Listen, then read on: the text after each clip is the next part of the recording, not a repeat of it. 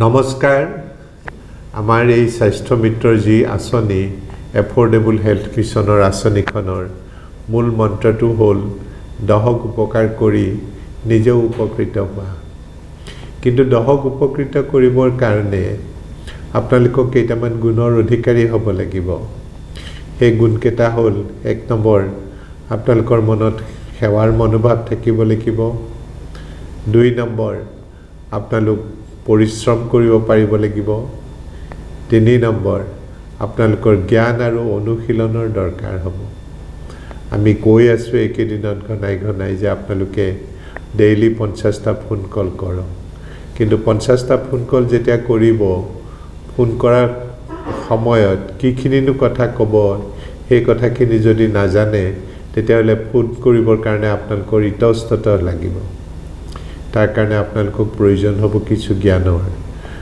আৰু লগতে আপোনালোকক ধৈৰ্যও লাগিব যিকোনো কামতে কৃতকাৰ্যতা লাভ কৰিবৰ কাৰণে নেৰানেপেৰা চেষ্টা লাগে পৰিশ্ৰম কৰিব পাৰিব লাগে আৰু লগতে ধৈৰ্যৰ প্ৰয়োজন এই গুণকেইটা যদি একেলগে থাকে আৰু সেইকেইটা যদি কামত প্ৰয়োগ কৰে তেতিয়াহ'লে মই আশা কৰোঁ মোৰ অনুষ্ঠানত ভাগ লোৱা প্ৰায় সকলোৱে এই কামটোত কৃতকাৰ্যতা লাভ কৰিব পাৰিব মই আৰম্ভণিতে আকৌ ক'ব খুজিছোঁ যে কৰোনা ভাইৰাছৰ পৰিপ্ৰেক্ষিতত আমি সকলোৱে মনত ৰখা উচিত যে আমি দহক উপকাৰ কৰিবলৈ যোৱাৰ আগতে নিজেই আমি সুৰক্ষিত হৈ থাকিব লাগিব আৰু লগতে আনকো কৰোনা ভাইৰাছৰ পৰা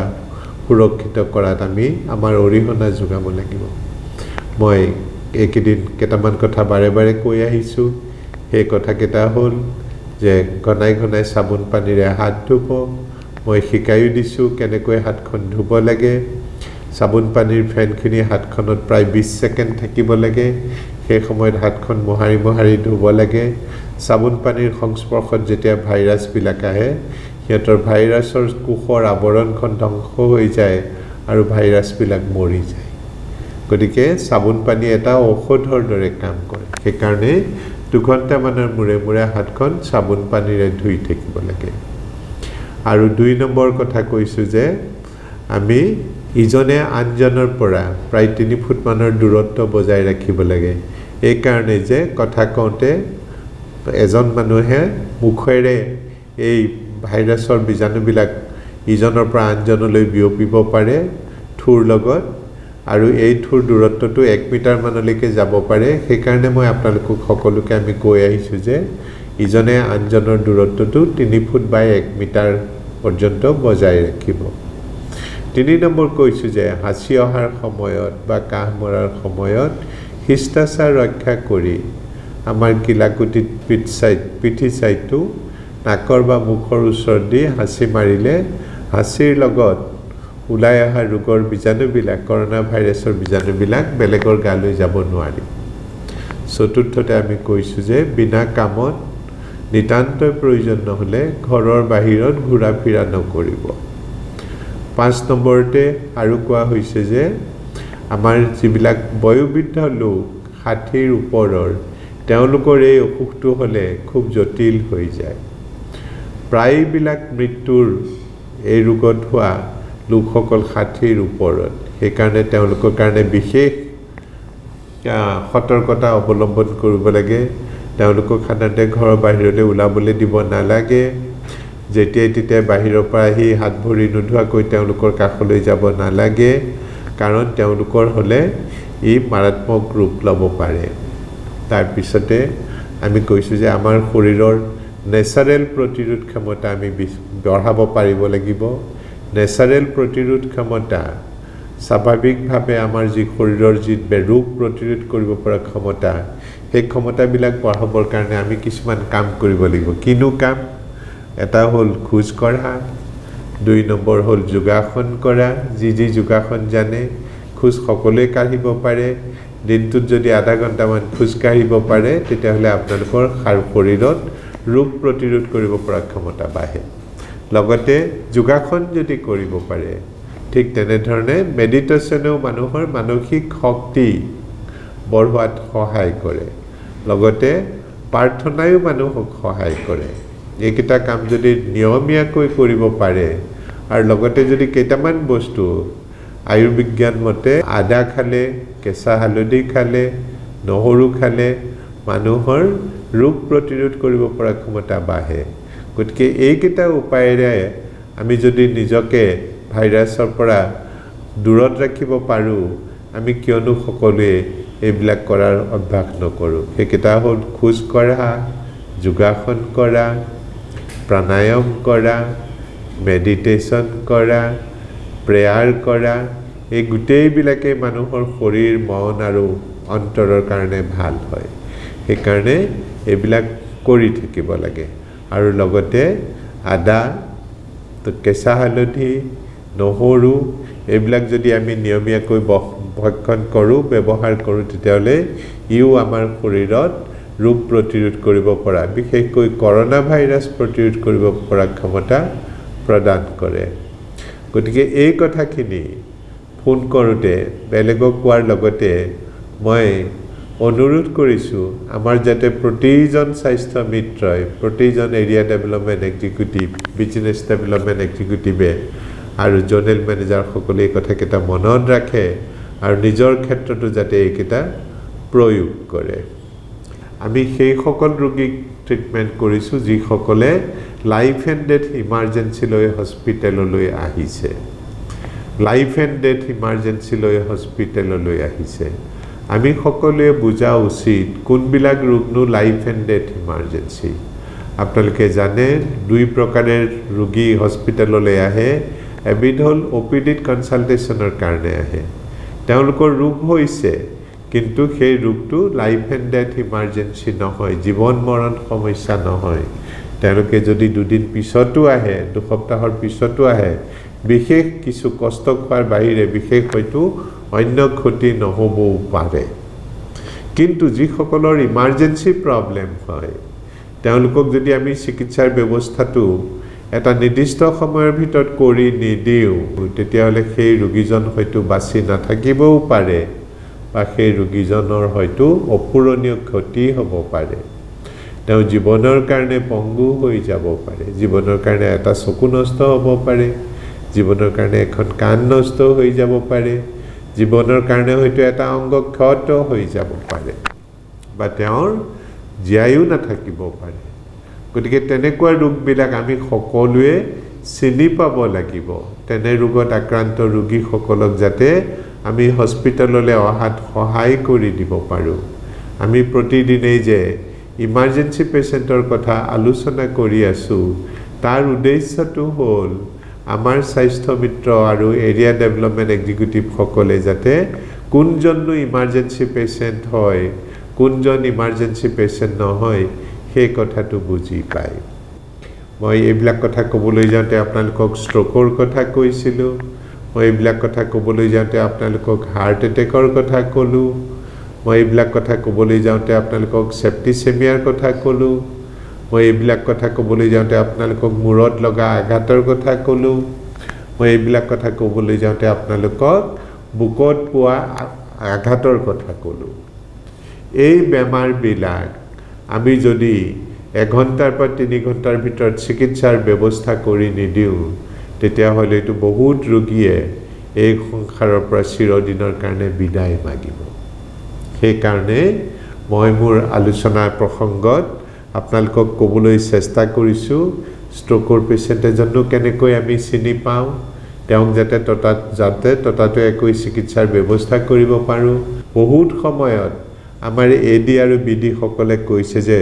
পেচেণ্ট আমি পঠিয়াই দিছোঁ ভৰ্তি হওক বুলি হস্পিটেলত, কিন্তু তেওঁলোকক ভৰ্তি নকৰাকৈ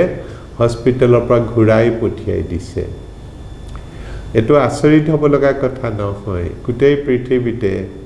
যিমানবিলাক ইমাৰ্জেঞ্চি পেচেণ্ট হস্পিটেলত আহে, তাৰে 50% ৰোগীক ষ্টেবিলাইজ কৰি ট্ৰিটমেণ্ট দি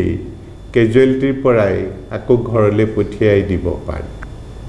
আমি যেতিয়ালৈকে এবছলিউটলি এছেঞ্চিয়েল বুলি নাভাবোঁ, অন্য কোনো গত্যন্তৰ নাই বুলি নাভাবোঁ, তেতিয়ালৈকে ৰোগী এজনক আমি সাধাৰণতে হস্পিটেলত ভৰ্তি নকৰোঁ। কাৰণ হস্পিটেল এখন ব্যয়বহুল জাগা। হস্পিটেলত থকা সময়খিনিত ৰোগীৰ কেতিয়াবা বিভিন্ন ধৰণৰ অসুবিধাৰো সন্মুখীন হ'ব পাৰে। সেই পৰাপক্ষত যদি ৰোগীজন ঘৰত ৰাখি চিকিৎসা কৰিব পাৰি, আমি সকলোৱে চিকিৎসকসকলে ঘৰত ৰাখি ৰোগীজনক চিকিৎসা কৰিব চেষ্টা কৰোঁ। আৰু যদি যিবিলাক ৰোগ ঘৰত থাকি চিকিৎসা কৰিব নোৱাৰি, সেই ৰোগবিলাকহে আমি হস্পিটেলত ভৰ্তি কৰোঁ। উদাহৰণস্বৰূপে আপোনালোকে যদি 100জন ষ্ট্ৰোকৰ পেচেণ্ট পঠিয়াই দিয়ে, হস্পিটেলত আহি 100জন ৰোগীয়ে ভৰ্তি হৈ যাব। ডেইলি অসমত কিমানজন ৰোগীৰ ষ্ট্ৰোক, কিমান মানুহৰ ষ্ট্ৰোক হয় জানেনে? প্ৰায় 200 মানুহৰ ডেইলি অসমত ষ্ট্ৰোক হয়। এই ষ্ট্ৰোক হোৱা মানুহখিনি যদি হস্পিটেলত আহে, যি হস্পিটেলতে নাহক কিয় তেওঁক ভৰ্তি কৰিবই ষ্ট্ৰোকৰ পেচেণ্ট। ডেইলি অসমত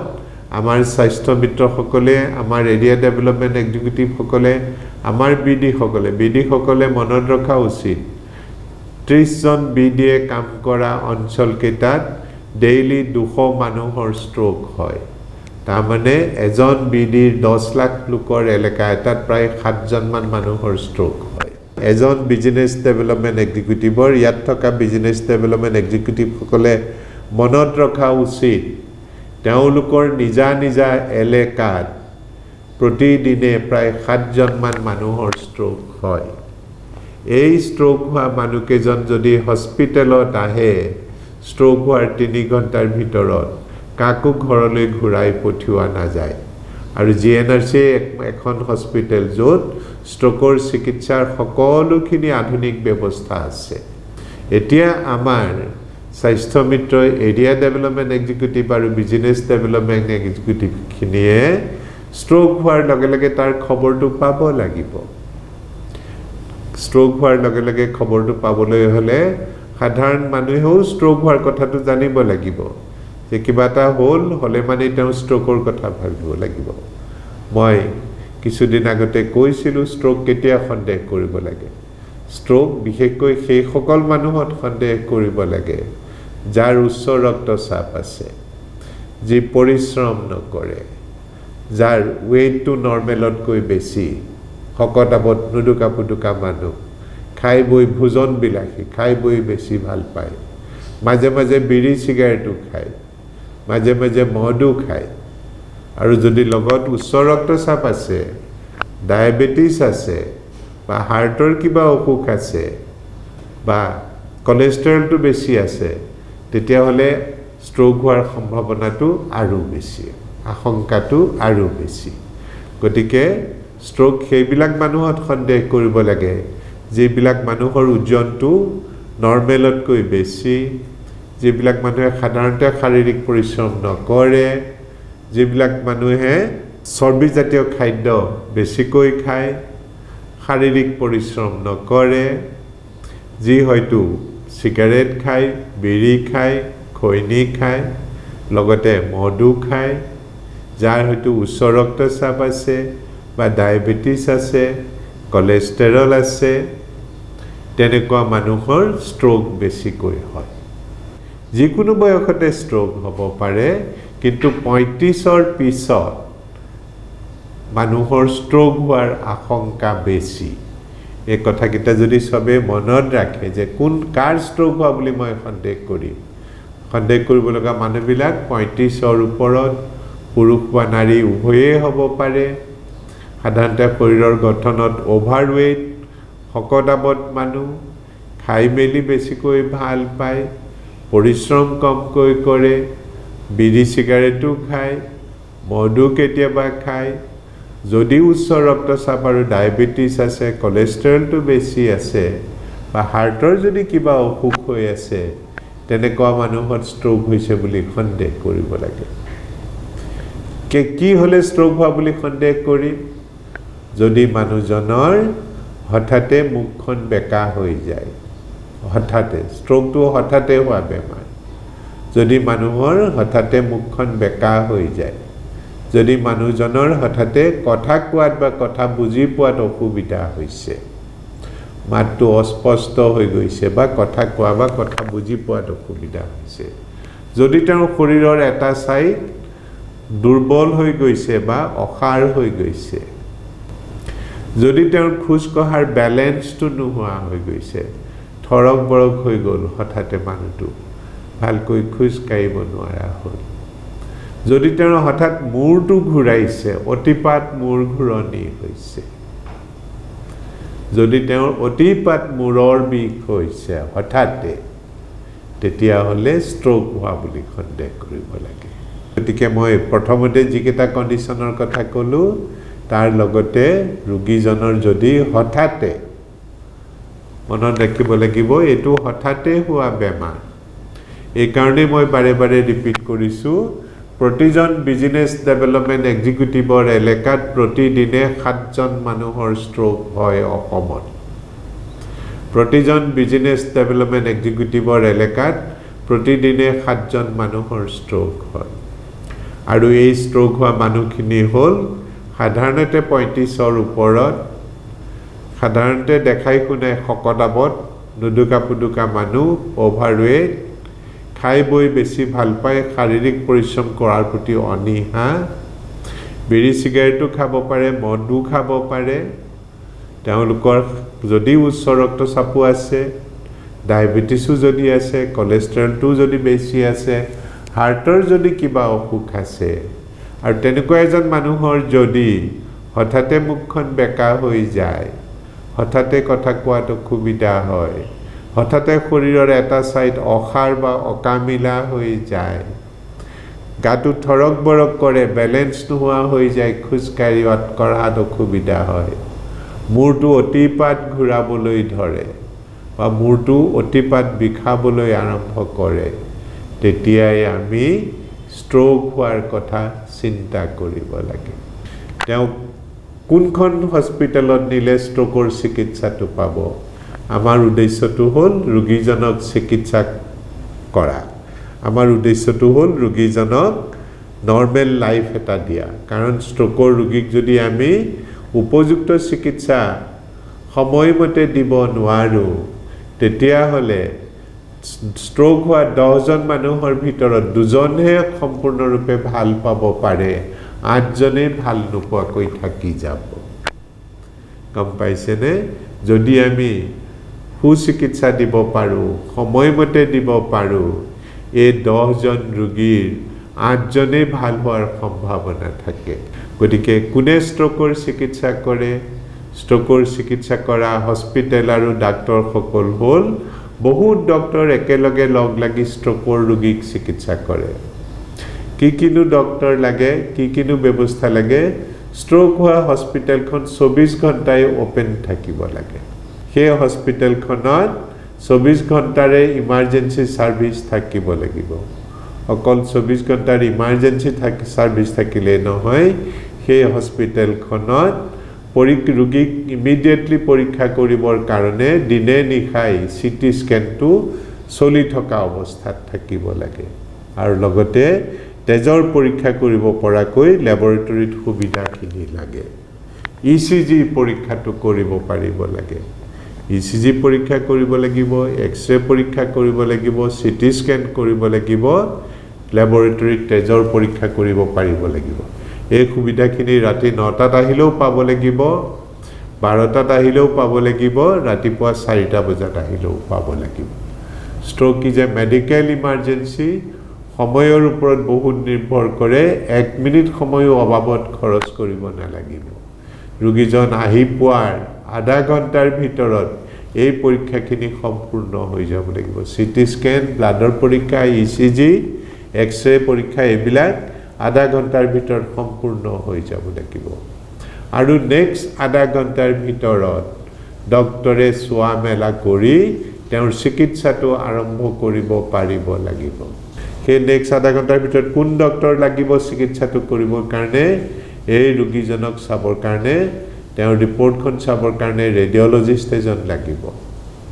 তেওঁক চিকিৎসাটো দিবৰ কাৰণে নিউৰলজিষ্ট লাগিব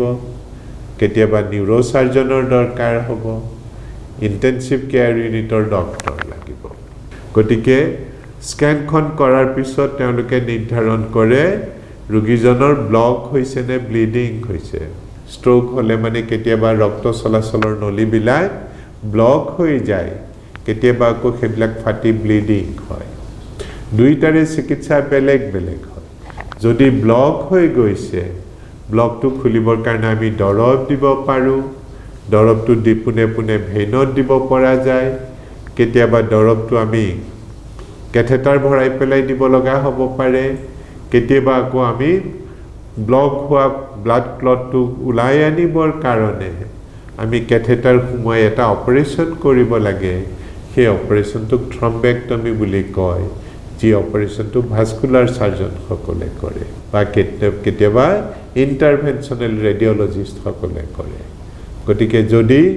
ভেইনত দৰৱটো দি দিলে হৈ যায় তেতিয়াহ'লে চিকিৎসাটো নিউৰলজিষ্ট সকলৰ হাতত থাকি গ'ল যদি কেথেটাৰ সোমোৱাই সেই ক্লটটো বাহিৰ উলিয়াই আনিব লগা হ'ল বা কেথেটাৰ সোমোৱাই ক্লটটো গলিবৰ কাৰণে দৰৱ দিব লগা হ'ল তেতিয়াহ'লে চিকিৎসাটো ইণ্টাৰভেনশ্যনেল ৰেডিঅলজিষ্ট সকলে কৰে আৰু যদি ব্লাডৰ ক্লট নহয় ব্লিডিং হৈছে তেতিয়া ব্লাডৰ ক্লটটো উলিয়াই আনিবৰ কাৰণে নিউৰোচাৰ্জন সকলে চিকিৎসা কৰে আৰু তাৰ পৰা ৰোগীজনক ঘূৰাই আনি আইচিউত ৰাখিব লগা হয় মনিটৰত ৰাখিব লগা হয় কেতিয়াবা ভেন্টিলেশ্যনত দিব লগা হয় এনেকুৱা ৰোগী গতিকে ইয়াৰ কাৰণে ইণ্টেনচিভিষ্ট সকল লাগে অকল সেয়ে নহয় ৰোগীজন ষ্টেবল হোৱাৰ পিছত তেওঁৰ কাকৌ পুনৰ নৰ্মেল অৱস্থাত ঘূৰাই আনিবৰ কাৰণে ৰিহেবিলিটেশ্যনৰ বিশেষজ্ঞসকলৰ সহায় ল'ব লগা হয় এই গোটেইবিলাক মানুহৰ ব্যৱস্থা এই গোটেইবিলাক বিভিন্ন চিকিৎসকৰ ব্যৱস্থা জিএনআৰচিৰ নিচিনা হস্পিটেলত মজুত উপলব্ধ থাকে সেয়ে ষ্ট্ৰোকৰ পেচেণ্টে যাতে সুচিকিৎসা পায় তাৰ নৈতিক দায়িত্ব আমাৰ সকলো স্বাস্থ্য মিত্ৰ আৰু বিজনেছ ডেভেলপমেণ্ট এক্সিকিউটিভ আৰু এৰিয়া ডেভেলপমেণ্ট এক্সিকিউটিভ তেওঁলোকৰ এলেকাত হোৱা প্ৰতিটো ষ্ট্ৰোকৰ কথা জানিব পৰা উচিত জনা উচিত আৰু তেওঁলোকক চিকিৎসাৰ কাৰণে ব্যৱস্থাখিনি কৰি দিব পাৰিলে ইয়াৰ আচল উদ্দেশ্যটো সাধন হ'ব মই কৈছোৱে প্ৰতিজন বিজনেছ ডেভেলপমেণ্ট এক্সিকিউটিভৰ এলেকাত প্ৰায় 7জন মানুহৰ প্ৰতিদিনে ষ্ট্ৰোক হয় ঠিক তেনেধৰণে আন এটা ইমাৰ্জেঞ্চিৰ কথা কওঁ সেই ইমাৰ্জেঞ্চিটো হস্পিটেলত আহিলে ডক্টৰে কেতিয়াও ঘূৰাই নপঠিয়ায় সেই ইমাৰ্জেঞ্চিটোত হস্পিটেলত আহিলে ডাক্তৰে কেতিয়াও ঘূৰাই নপঠায় প্ৰথম ইমাৰ্জেঞ্চি মই ষ্ট্ৰোকৰ কথা ক'লোঁ আজি মই ডাক্তৰে ঘূৰাই নপঠিওৱা হস্পিটেলত এডমিশ্যন কৰিব লগা হোৱা নিশ্চিতভাৱে এডমিশ্যন কৰা ইমাৰ্জেঞ্চি কেইটাৰ কথা কৈছোঁ প্ৰথমতে ষ্ট্ৰোকৰ কথা ক'লোঁ ষ্ট্ৰোকৰ ৰোগীজন হস্পিটেলত ষ্ট্ৰোক হোৱাৰ 3 ঘণ্টাৰ ভিতৰত আহি পাব লাগিব কিন্তু গতিকে সময় নষ্ট কৰিব নালাগিব সেইখিনি যদি হৈছে কি হৈছে বোলে ষ্ট্ৰোক হৈছে ইয়াত আৰু সময় নষ্ট নকৰিবা এম্বুলেন্স মাতা জিএনআৰচিত লৈ যোৱা তাত গৈ চিকিৎসাৰ ব্যৱস্থাটো কৰিব লাগিব তাত গৈ যিমান সোনকালে পাৰি যাতে সিমান সোনকালে গৈ ৰোগীজন পায়হি তেনেধৰণে পঠিয়াই দিব লাগিব যিবিলাক ৰোগী এনেধৰণৰ দূৰত্বত আছে যে 3 ঘণ্টাৰ ভিতৰত আহি পোৱাটো কোনোপধ্যে সম্ভৱ নহয় সেইজন ৰোগীৰ ক্ষেত্ৰত আমি কেথেটাৰ সোমোৱাই সেই চিকিৎসাটো 12 ঘণ্টালৈকে দিব পৰাৰ উইন্ডো লেভেলটো আছে গতিকে 3 ঘণ্টাৰ ভিতৰত আহিব পাৰিলে সবতকৈ ভাল কিন্তু দূৰত্বৰ কাৰণে যদি 3 ঘণ্টাৰ ভিতৰত হস্পিটেলত আহি পোৱাটো কোনোপধ্যে সম্ভৱ নহয় তেতিয়াহ'লে ৰোগীজন 12 ঘণ্টাৰ ভিতৰত আহি পালেও হ'ব কিন্তু সময় নষ্ট নকৰি ঘৰত যাতে সময় নষ্ট নহয় ৰাস্তাত যাতে সময় নষ্ট নহয় ৰোগীজনক যিমান সোনকালে পাৰি সিমান সোনকালে 12 ঘণ্টাৰ ভিতৰত যদি হস্পিটেলত আহি পায়হি সেই ব্যৱস্থাটো কৰিব অসমৰ যিকোনো প্ৰান্তৰ পৰাই ইফালে বৰাক ভেলীৰ পৰাই নহওক কিয় ধুবুৰীৰ পৰাই নহওক কিয় তিনচুকীয়া ডিব্ৰুগড়ৰ পৰাই নহওক কিয় এজন ৰোগী সাধাৰণতে 10-11 ঘণ্টাত আহি গুৱাহাটী পায়হি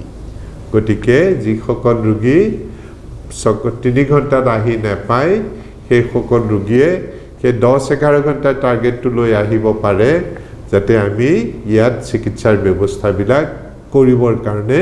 কিছু সময় পাওঁ এইখিনি মই ষ্ট্ৰোকৰ কথা ক'লোঁ আন এটা তেনেকুৱা ৰোগৰ কথা কম মই হাৰ্ট এটেকৰ কথা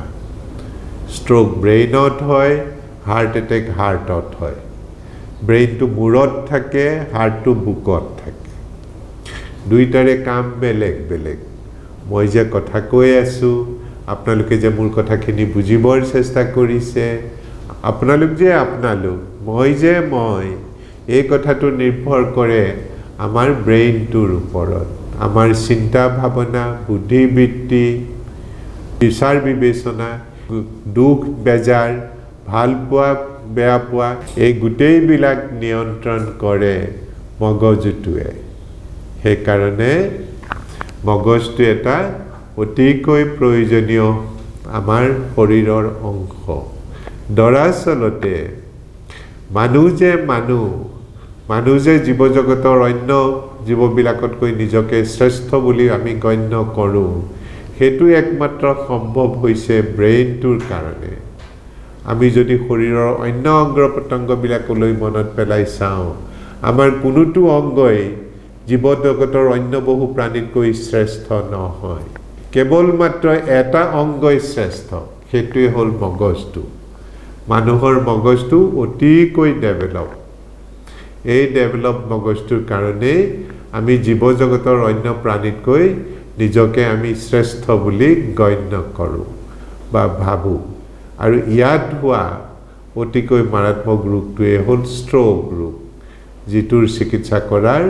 ব্যৱস্থাখিনি আমাৰ স্বাস্থ্য মিত্ৰৰ হাতত আছে। ষ্ট্ৰোক কি যদি মনত থাকে, ষ্ট্ৰোক কি যদি বুজি পায়, ষ্ট্ৰোক কি যদি সন্দেহ কৰিব পাৰে, সেই ৰোগীজনক চিকিৎসা কৰি সহায় কৰি দিব পাৰে। মনত ৰখা উচিত সেই চিকিৎসা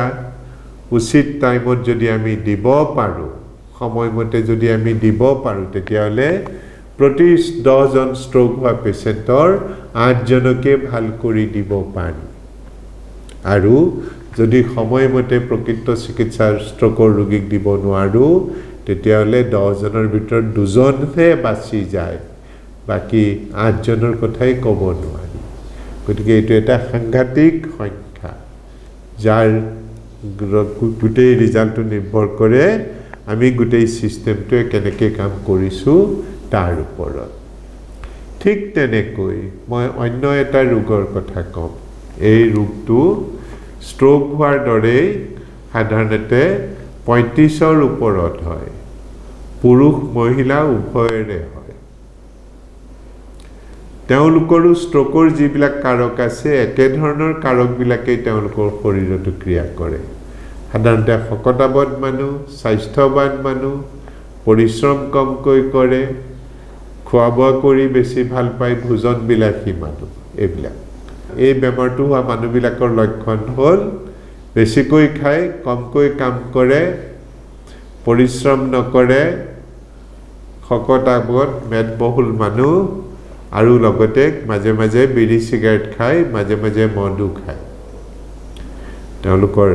উচ্চ ৰক্তচাপ থাকিব পাৰে, ডায়েবেটিছ থাকিব পাৰে, কলেষ্ট্ৰলটো বেছি থাকিব পাৰে। এনেধৰণৰ এইবিলাক কণ্ডিশ্যনত থকা মানুহ এজনৰ যদি হঠাতে বুকুৰ মাজ অংশত বিষ হয়, বুকুখন হেঁচা মাৰি ধৰাৰ দৰে লাগে, বা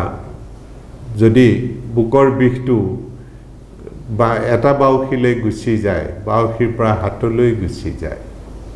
কেতিয়াবা আকৌ বুকত বিষটো নহয় ওপৰ পেটত বিষটো হ'ব পাৰে, পেটটো অকণমান গেছ হোৱাৰ দৰে লাগিব পাৰে, ফুলি যাব পাৰে, বমিৰ ভাৱ আহিব পাৰে, শৌচৰ টেণ্ডেঞ্চি আহিব পাৰে। তেতিয়া আকৌ বহুতেই ভুল কৰে পেটৰ অসুখ হৈছে নেকি বুলি ভাবি। স্বাভাৱিকতে কথা নহয়, বুকৰ বিষত আৰু আকৌ পেটত বিষটো কিয় হ'ব লাগে। কিন্তু কিছুমানৰ বেমাৰটো হৈছে বুকত, হাৰ্টত, কিন্তু লক্ষণটো ওলাইছে ওপৰ পেটত। ওপৰ পেটটো বিষায়, পেটটো ফুলি যোৱা নিচিনা কৰে, লেট্ৰিনৰ টেণ্ডেঞ্চি আহে, বমিৰ ভাৱ হয়, কেতিয়াবা আকৌ তেনেকৈ আৰম্ভ হ'ব পাৰে। কেতিয়াবা আকৌ বিষটো বুকত অনুভৱ নকৰি ডিঙিত অনুভৱ কৰে, ডিঙিৰ সন্মুখৰ ফালে হ'ব পাৰে, কেতিয়াবা পিছফালেও হ'ব পাৰে, ডিঙিত বিষটো হয়, অস্বাভাৱিক বিষ। এনেকুৱা বিষ তেওঁ আগতে কেতিয়াও অনুভৱ কৰা নাই কেতিয়াবা আকৌ বিষটো থুতৰিত হ'ব পাৰে বিষটো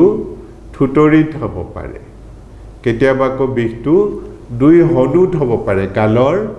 তলৰ অংশটোত হ'ব পাৰে জ বুলি কয় ইংৰাজীতে অসমীয়াতে হনু দুটা বুলি কয় হনু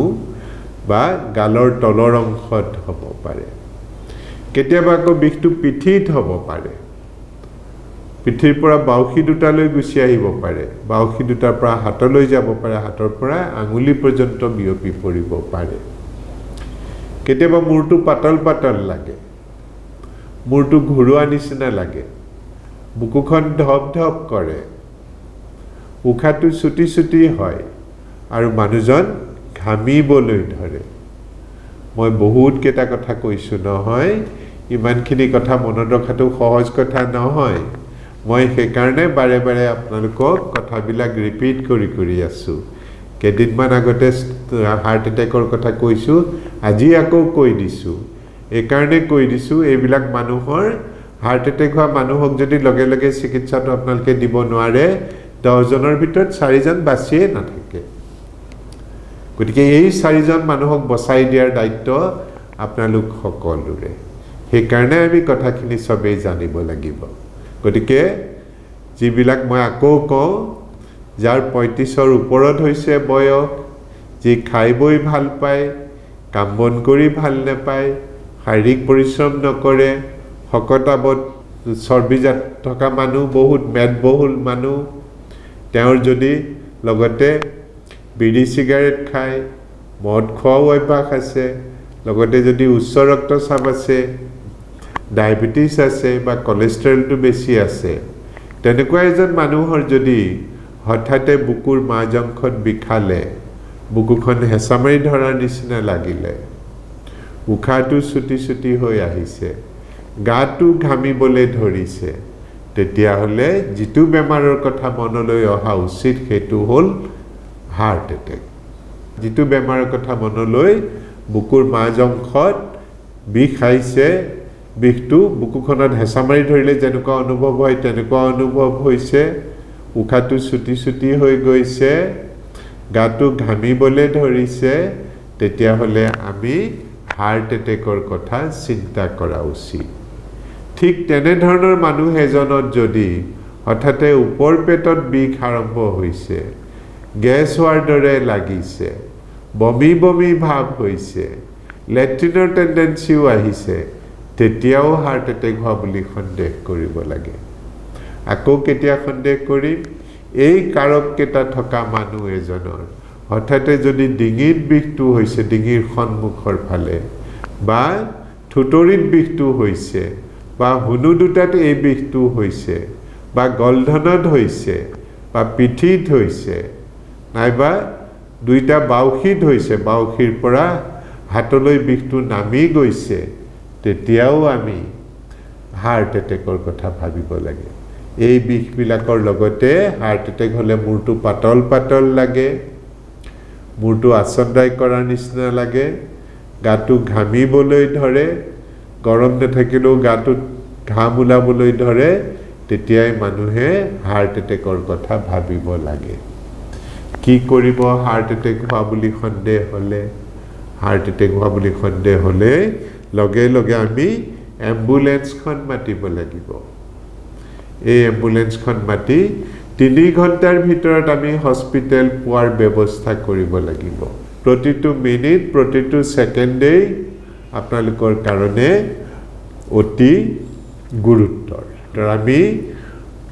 1 মিনিট সময়ো অবাবত খৰচ কৰিব নালাগিব 3 ঘণ্টাৰ ভিতৰত আহি আমি হস্পিটেল পাবহি লাগিব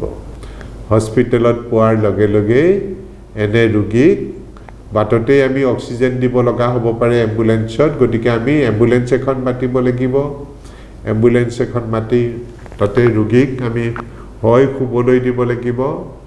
শুলে মানে তেওঁ অকণমান তেওঁক আশ্বস্ত কৰিব লাগিব ক'ব লাগিব যে তুমি চিন্তা নকৰিবা আমি যিমান পাৰোঁ সিমান সোনকালে হস্পিটেলত গৈ পোৱাৰ ব্যৱস্থা কৰিছোঁ হস্পিটেল পালে চিকিৎসা কৰিলে তুমি ভাল হ'বা এই আশ্বাসটো তেওঁক দিব লাগিব লগতে তেওঁক মাস্ক অক্সিজেন মাস্কৰ দ্বাৰা কিছু অক্সিজেন দি দিব লাগে 4 লিটাৰ্ছ পাৰ মিনিটত 4 লিটাৰকৈ অক্সিজেনটো দিয়াৰ ব্যৱস্থা কৰিব লাগে হস্পিটেলত আহি পোৱাৰ লগে লগে চিকিৎসকে চাই এনে ৰোগীৰ ইচিজিখন কৰে তেজৰ পৰীক্ষা কৰে আৰু বহুত ক্ষেত্ৰত ব্লাডৰ পৰীক্ষা কৰিব এইবিলাক কৰি মেলি প্ৰায়ে এনে ৰোগী এনজিওগ্ৰাফিৰ কথা কয় এনজিওগ্ৰাফি কৰোঁতে ব্লক ওলাই যদি যায় হাৰ্ট এটেক আকৌ ব্লক হলে মানে হয় ইয়াত আৰু ব্লিডিং নহয় ব্ৰেইনত ষ্ট্ৰোক ব্লক হলেও হ'ব পাৰে ব্লিডিং হলেও হ'ব পাৰে হাৰ্ট এটেক কিন্তু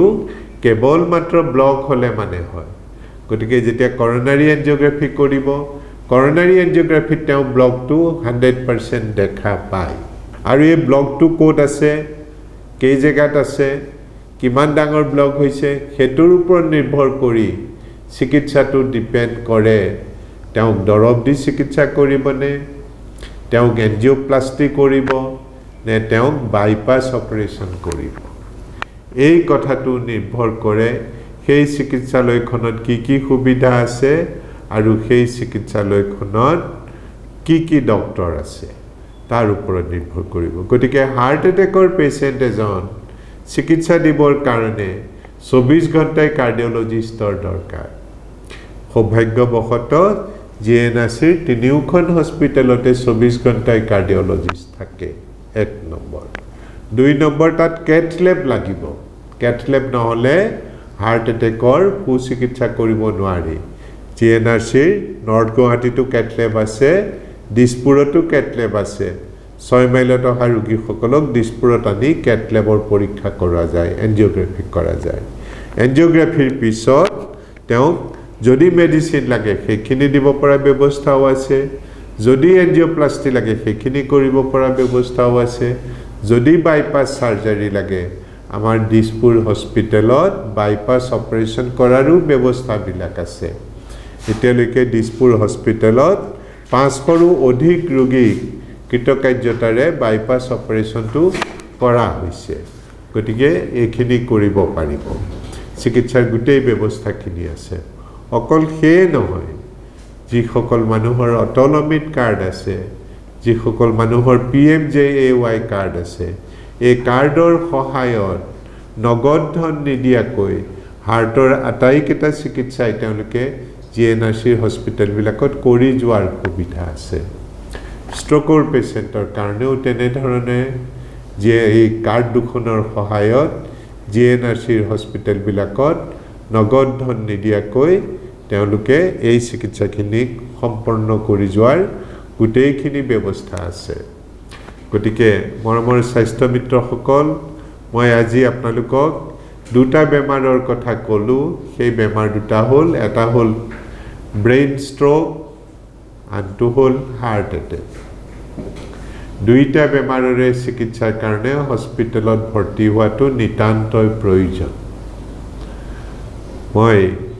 আপোনালোকৰ জ্ঞাতাৰ্থে এই কথাটো ক'ব বিচাৰিছো যে প্ৰতিজন বিজনেছ ডেভেলপমেণ্ট এক্সিকিউটিভৰ এৰিয়াবিলাকত প্ৰতি 1 মিলিয়ন পপুলেশ্যনত প্ৰতিদিনে প্ৰায় 7-8জন মানুহৰ ষ্ট্ৰোক হয় ব্ৰেইনৰ আৰু 7-8জন মানুহৰ হাৰ্টৰ এটেক হয়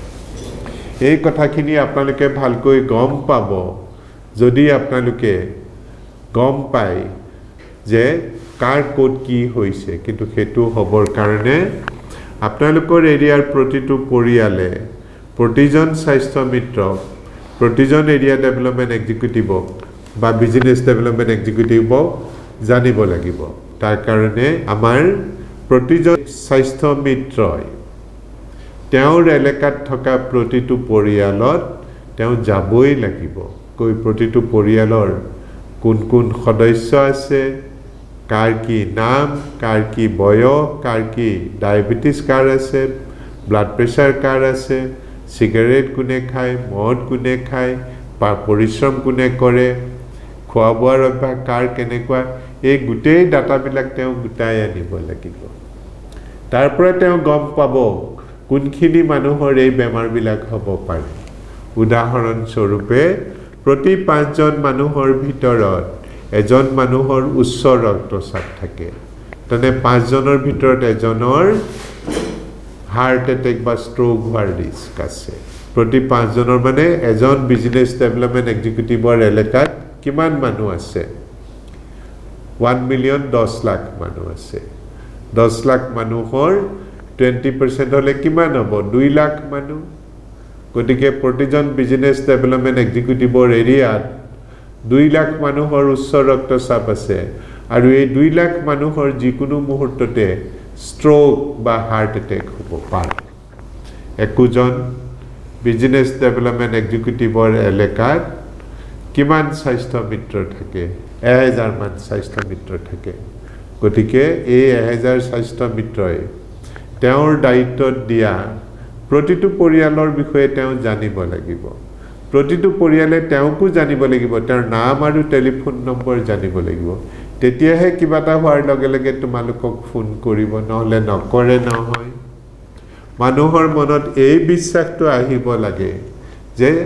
স্বাস্থ্য মিত্ৰক বিশ্বাস কৰিব পাৰি আৰু যিকোনো মেডিকেল ইমাৰ্জেন্সি মানে জিএনআৰসি স্বাস্থ্য মিত্ৰ এই ভাৱটো মোক তেওঁলোকৰ মনলৈ আহিব লাগিব তেওঁলোকৰ কিবা মেডিকেল ইমাৰ্জেন্সি হলে তেওঁলোকে আমাৰ স্বাস্থ্য মিত্ৰসকলৰ কথা মনলৈ আহিব লাগিব আৰু এই কথাটো তেওঁলোকৰ কথাটো মনলৈ আহিবৰ কাৰণে অহা যোৱাটো লাগিবই ভাল বেয়াৰ খা খবৰটো ল'বই লাগিব লগতে তেওঁলোক আস্থা বা বিশ্বাসৰ পাত্ৰ হ'ব লাগিব তেতিয়াহে ৰাইজে বিপদৰ সময়ত তেওঁলোকক বিচাৰিব মানুহে বিপদৰ বন্ধু বা বিপদৰ সময়ত কাক বিচাৰে যাক বিশ্বাসত ল'ব পাৰে যাক আস্থাত ল'ব পাৰে গতিকে আমাৰ স্বাস্থ্য মিত্ৰসকলৰ তেওঁৰ এলেকাত থকা পৰিয়ালবিলাকে তেওঁলোকক অকল জানিলেই নহ'ব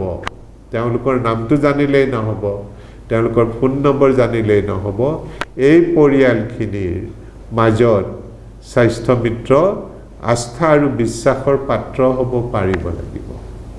তেতিয়াহে তেওঁলোকে এই কামটো কৰিব পাৰিব তাৰ কাৰণে প্ৰতিজন স্বাস্থ্য মিত্ৰৰ মনত সেৱাৰ মনোভাৱ থাকিব লাগিব তেওঁলোকে কষ্ট কৰি পৰিশ্ৰম কৰি এই মানুহবিলাকৰ ঘৰে ঘৰে যাব পাৰিব লাগিব আমি প্ৰতি সপ্তাহত প্ৰতিজন স্বাস্থ্য মিত্ৰক 50টা ফেমিলি ভিজিট কৰিবলৈ দিছোঁ এলাহ কৰিলে নহ'ব এই কামটো প্ৰত্যেকেই কৰিব লাগিব ইয়াৰ বাহিৰেও এই স্বাস্থ্য মিত্ৰসকলে তেওঁলোকৰ কিছু জ্ঞানৰ দৰকাৰ হ'ব মই যিবিলাক কাৰকৰ কথা ক'লো ষ্ট্ৰোক আৰু হাৰ্ট এটেকৰ এই কাৰকবিলাক তেওঁলোকে জানিব লাগিব ষ্ট্ৰোকৰ লক্ষণবিলাক মনত ৰাখিব পাৰিব লাগিব হাৰ্ট এটেকৰ লক্ষণবিলাক মনত ৰাখিব পাৰিব লাগিব তেতিয়াহে তেওঁলোকক ক'ব পাৰিব তোমাৰ হাৰ্ট এটেক হৈছে তোমাৰ ষ্ট্ৰোক হৈছে বলা তোমাক হস্পিটেলত লৈ যাওঁ চিকিৎসকে চাই শেষ সিদ্ধান্তটো ল'ব আৰু চিকিৎসাৰ ব্যৱস্থা কৰিব কিন্তু তাৰ কাৰণে স্বাস্থ্য মিত্ৰৰ জ্ঞানৰ দৰকাৰ হ'ব ষ্ট্ৰোক কেনেকৈ হয় হাৰ্ট এটেক কেনেকৈ হয় কোনবিলাক মানুহত ষ্ট্ৰোক হয় কোনবিলাক মানুহত হাৰ্ট এটেক হয় তেওঁলোকে নিশ্চিতভাৱে জানিব লাগিব হাৰ্ট এটেকৰ লক্ষণ কি ষ্ট্ৰোকৰ লক্ষণ কি তেওঁলোকে জানিব লাগিব তেতিয়া তেওঁলোকক বিশ্বাসেৰে আস্থাৰে এই মানুহখিনিয়ে মাতিব ইনফৰ্ম কৰিব তেতিয়া তেওঁলোকে এই মানুহখিনিক সহায় কৰিব পাৰিব কম কথা নহয় 7-8জন মানুহৰ যদি ষ্ট্ৰোক হয় 7-8জন মানুহৰ যদি হাৰ্ট এটেক হয় ষ্ট্ৰোক হোৱা 80% মানুহে সম্পূৰ্ণৰূপে ভাল হৈ নুঠে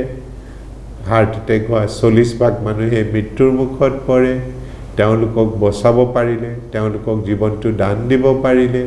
তেওঁলোকক কাৰ্যক্ষম কৰি সুস্থ কৰিব পাৰিলে অকল পৰিয়ালটোৱে নহয় ঈশ্বৰেও আশীৰ্বাদ দিব কিন্তু তাৰ কাৰণে প্ৰতিজন স্বাস্থ্য মিত্ৰ মনত সেৱাৰ মনোভাৱ লাগিব পৰিশ্ৰমী হ'ব লাগিব জ্ঞান আৰু অনুশীলন কৰিব পাৰিব লাগিব ধৈৰ্য লাগিব তেতিয়া সাকসেসফুল হ'ব তেতিয়া কৃতকাৰ্যতা লাভ কৰিব গোটেই আঁচনিখনৰ মূল মন্ত্ৰটো হ'ল দহৰ উপকাৰ কৰি নিজেও উপকৃত হোৱা মই আশা কৰিছোঁ মোৰ স্বাস্থ্য মিত্ৰসকলেও দহৰ উপকাৰ কৰি নিজেও উপকৃত হ'ব মই আজিলৈ ইমানতে সামৰিব বিচাৰিছোঁ মই স্বাস্থ্য মিত্ৰসকলক আকৌ অনুৰোধ কৰিছোঁ তেওঁলোকে যাতে তেওঁলোকৰ বন্ধু বান্ধৱখিনিকো এই প্ৰগ্ৰেমটো এটেণ্ড কৰিবৰ কাৰণে লগত লৈ আহে আৰু যিসকলে এই প্ৰগ্ৰেমটো আজি এটেণ্ড কৰিলে তেওঁলোকক মই মোৰ আন্তৰিক ধন্যবাদ জনাই মই মোৰ বক্তব্য ইমানতে সামৰণি মাৰিছোঁ। Thank U.